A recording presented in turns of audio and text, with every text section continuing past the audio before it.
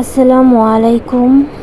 যারা যারা একই রকম ফার্মের মুরগি খেতে খেতে বিরক্ত, তারা চাইলে এভাবে একবার রান্না করে খেতে পারেন।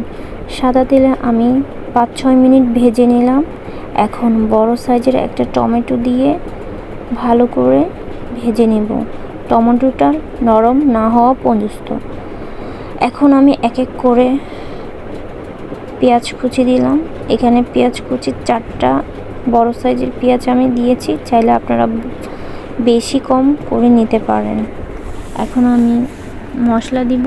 এখানে লবণ 2 চামচ, হলুদ 1 চা চামচ, মরিচের গুঁড়া 2 চামচ, ধনিয়া গুঁড়া 2 চামচ, আর মুরগির মাংসের মশলা 2 চা চামচ।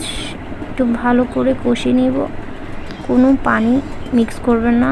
এখনই মুরগি থেকে যতটুকু পানি বেরো ওইটা দিয়েই কষিয়ে নেব ভালো করে। এখন 2 চা চামচ আদা রসুন জিরা পেস্ট দিয়ে দিলাম। একটু ভালো করে কষিয়ে নেব। এখন 4-5 চামচের মতন আমি দই দিয়ে দিলাম। দইটাকে মাংসের সাথে ভালো করে মিশিয়ে নেব। ভালো করে মিশিয়ে নিতে হবে।